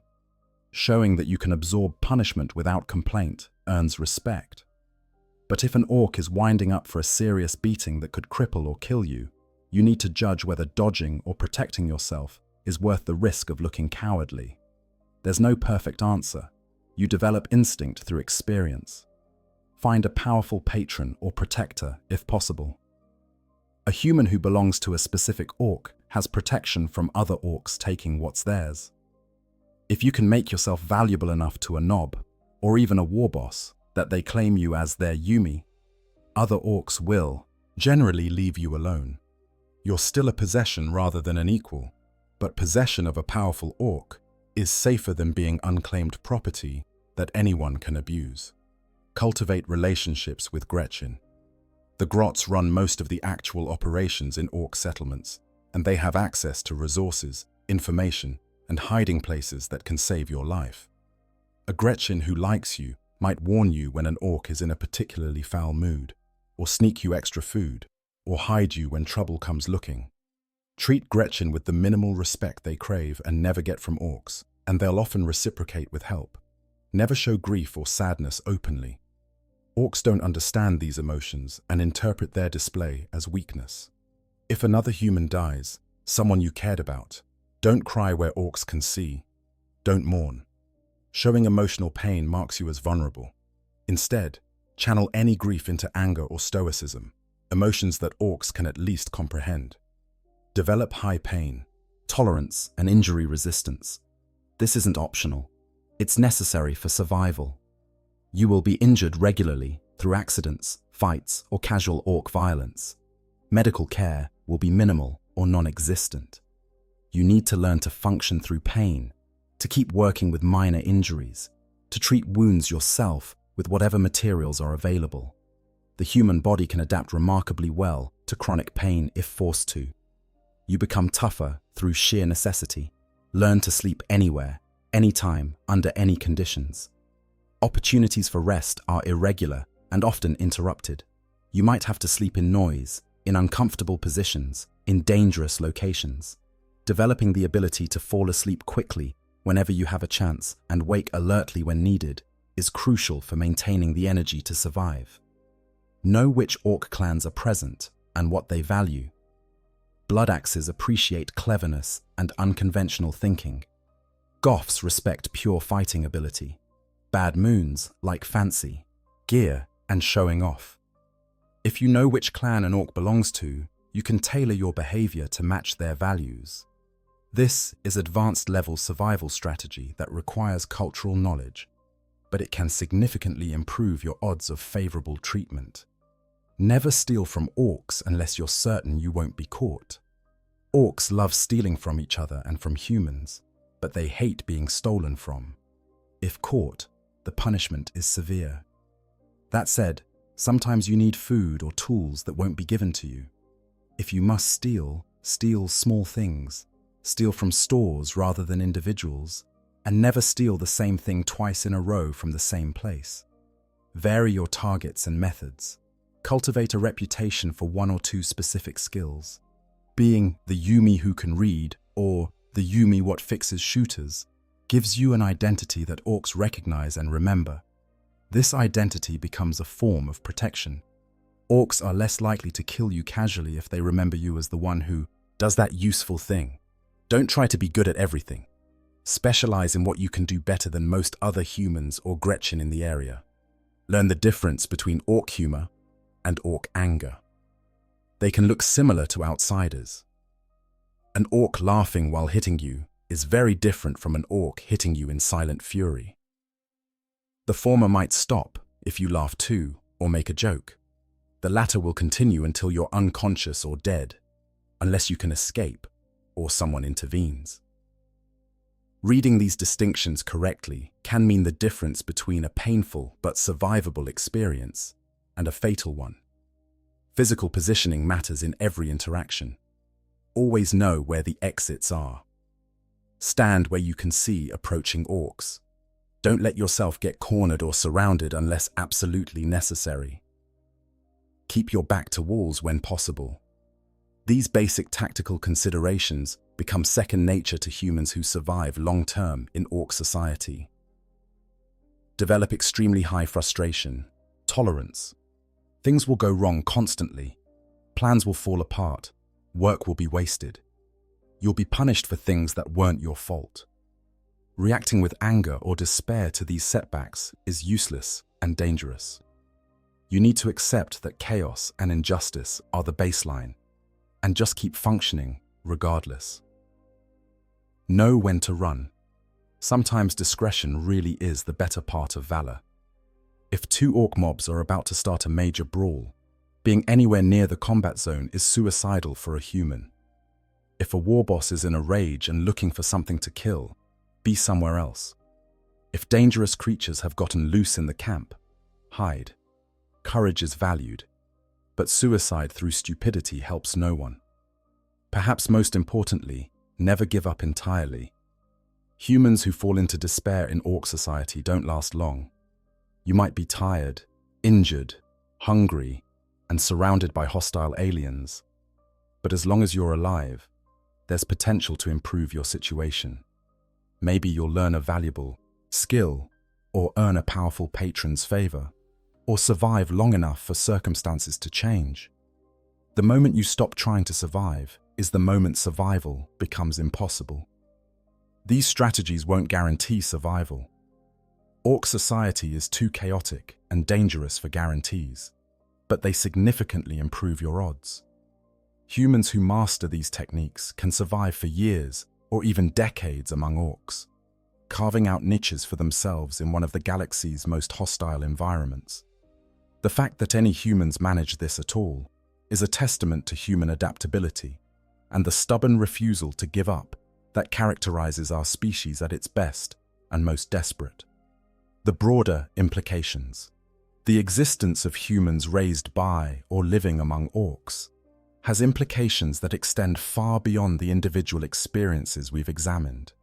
These cases, rare as they are, reveal important truths about human psychology, about the nature of culture and identity, about the Imperium's understanding of loyalty and corruption, and about the fundamental adaptability that has allowed humanity to spread across the galaxy, despite facing threats that should have destroyed the species countless times. From the Imperium's perspective, humans who have adopted Ork culture represent one of the most dangerous forms of corruption imaginable. The Imperial Creed teaches that humanity's survival depends on unity under the God Emperor, on adherence to proper Imperial culture, and on absolute rejection of Xenos influence. A human who worships Ork gods, speaks primarily in Orkish, and has internalized greenskin values, has violated all of these principles. They've committed what Imperial theology would classify as a form of heresy, possibly worse than chaos corruption. Because at least those corrupted by chaos usually started as loyal Imperial citizens who fell from grace. Humans raised among Orks might never have held proper Imperial beliefs in the first place. The prescribed Imperial response to discovering such individuals is unambiguous: extermination. The Inquisition's position is that humans who have been so thoroughly exposed to Xenos influence cannot be redeemed or rehabilitated.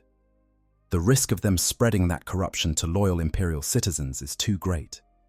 Even if they claim to reject their Ork upbringing and embrace the Imperial Creed, they couldn't be trusted. Their very existence is proof that human minds can be corrupted by Xenos contact, and that corruption must be purged completely to prevent its spread.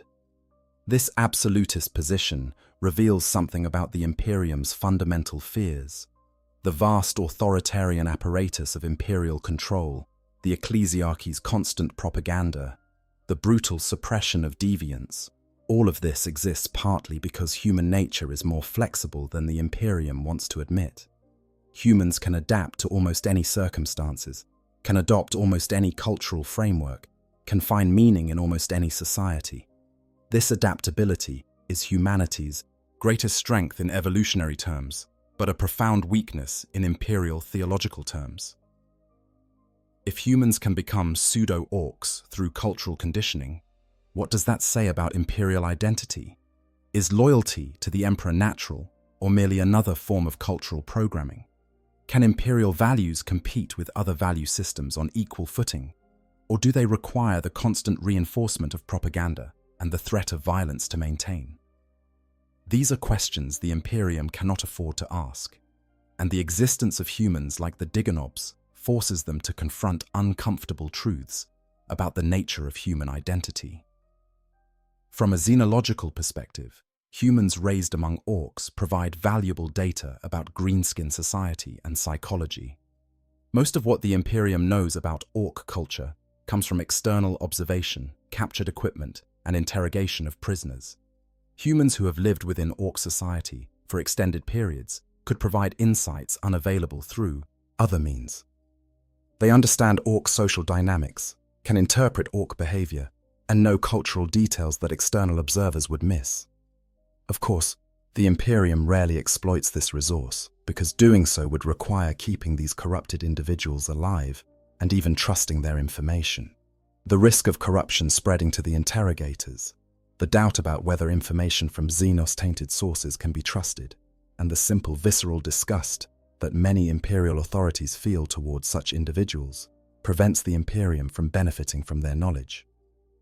A few radical inquisitors might maintain tame humans who understand orc culture for consultancy purposes, but this would be highly secretive and extremely controversial if discovered.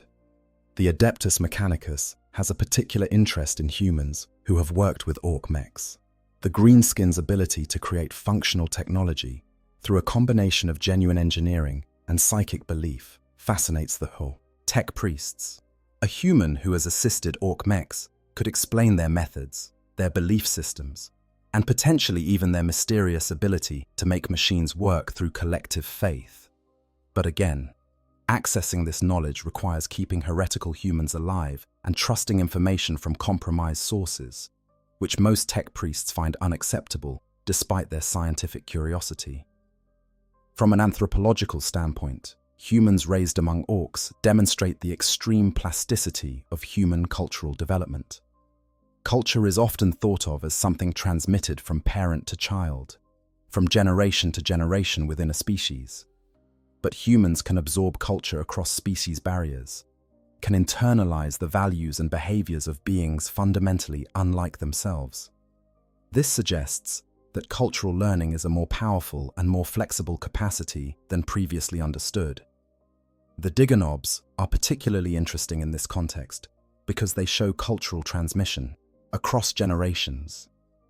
The first generation of diggers were imperial citizens who began imitating orcs for survival.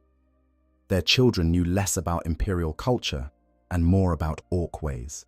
By the third or fourth generation, imperial culture was completely lost, and orc culture had become the only culture these humans knew. This demonstrates that culture can be completely replaced within just a few generations under the right conditions. This has implications for colonization and settlement across the Imperium. Isolated human populations, cut off from regular imperial contact, might develop in unexpected directions.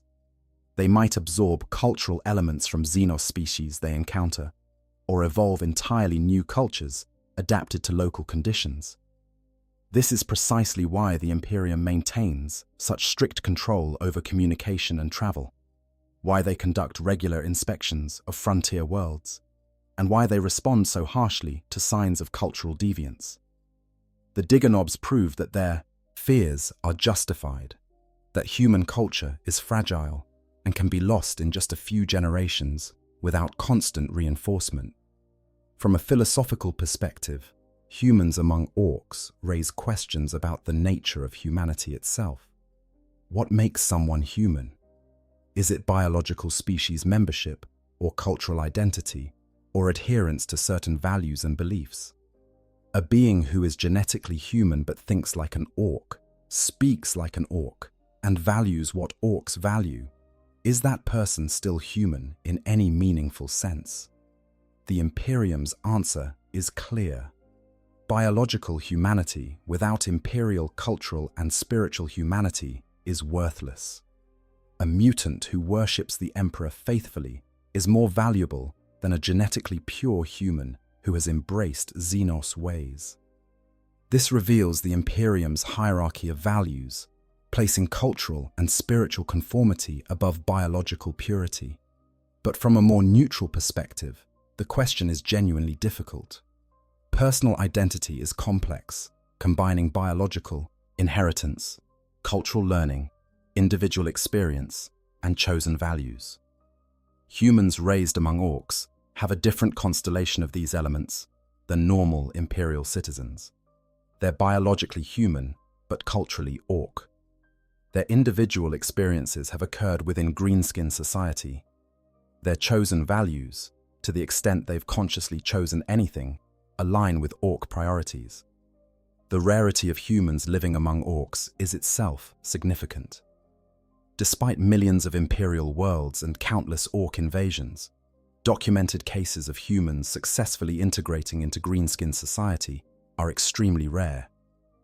This suggests that such integration is difficult, requires unusual circumstances, and doesn't happen automatically, even when humans are captured and held by orcs.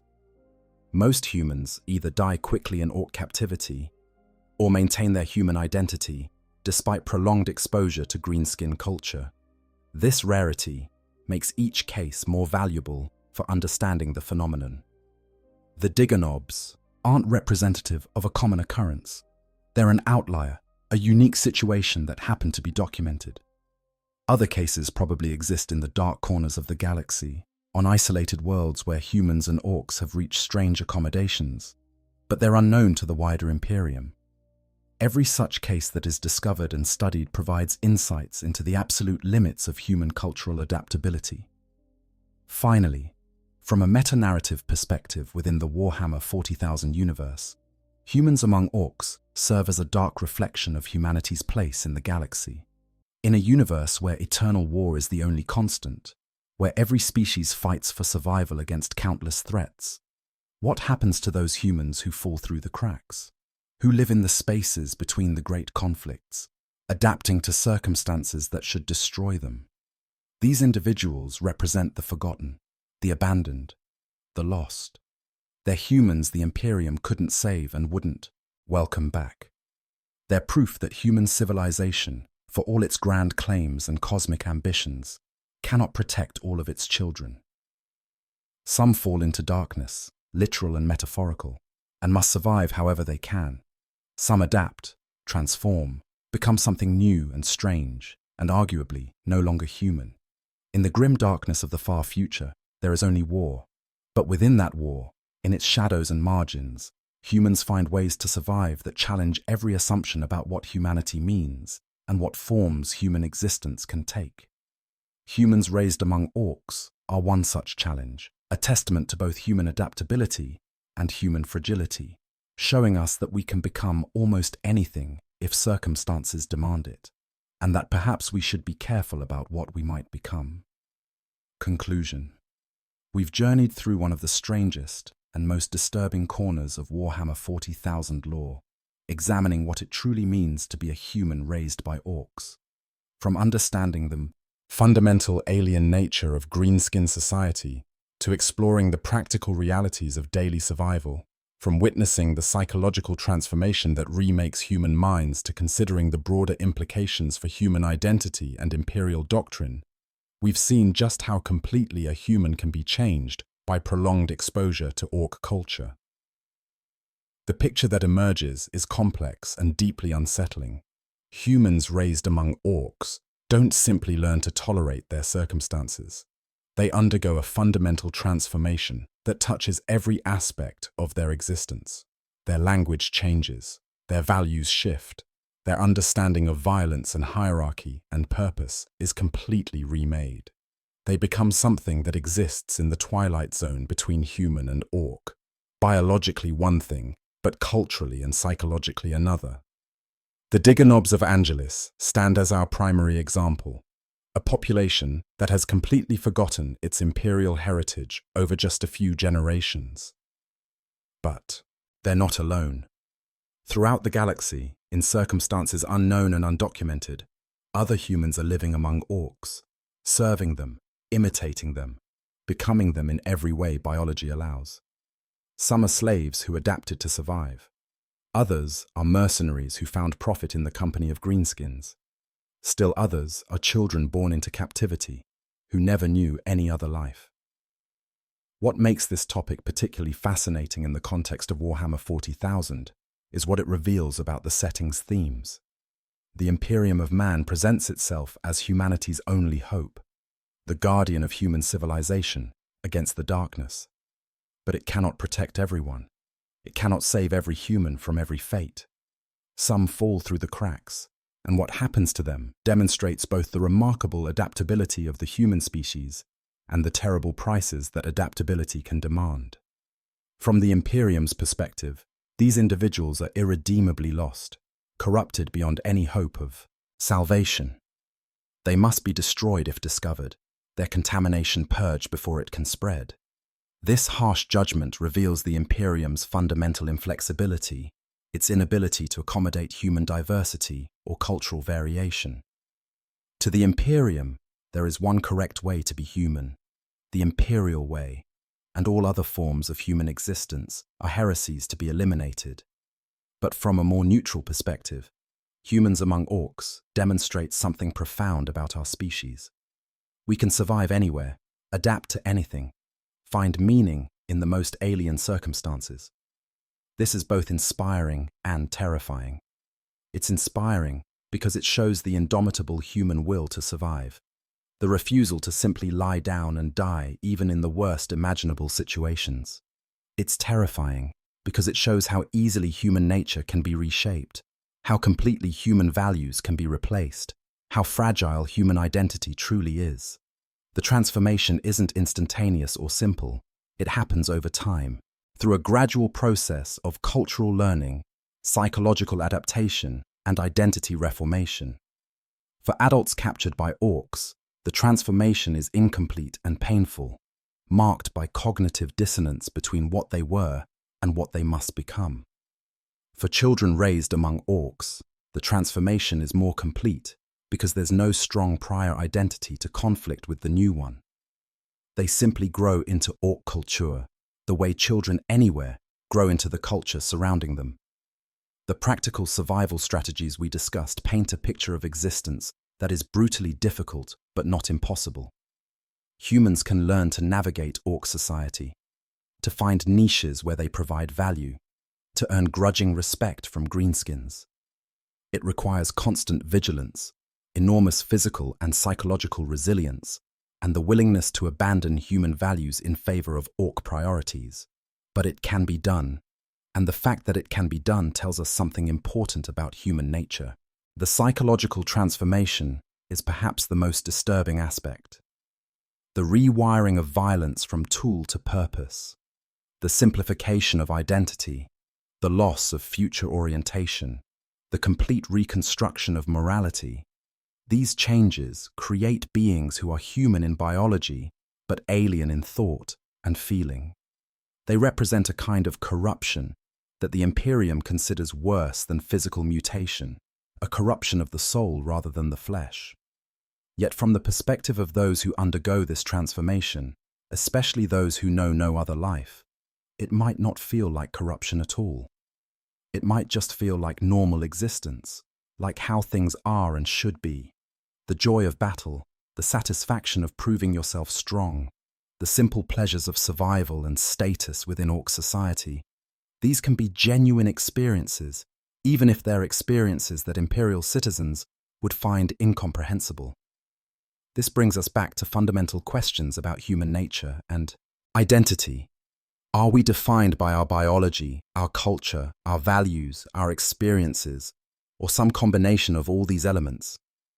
Can you be biologically human, but not culturally human? Is someone who thinks and acts like an orc still human in any meaningful sense? The Imperium says no, and uses that answer to justify killing such individuals on sight. But the question itself remains open, inviting us to think deeply about what humanity truly means. In the end, humans raised among orcs remind us that the universe of Warhammer 40,000 is vast beyond imagination, containing possibilities and variations that challenge every assumption. In the grim darkness of the far future, there is only war, yes, but within that war, there are countless variations of human existence, countless ways that humans adapt and survive and transform. Some of those transformations are heroic, producing saints and champions of the Imperium. Others are tragic, producing beings like the Diggonobs who have lost everything that made them Imperial citizens and gained a brutal new identity in its place. Thank you for joining me on this exploration of one of Warhammer 40,000's darkest topics.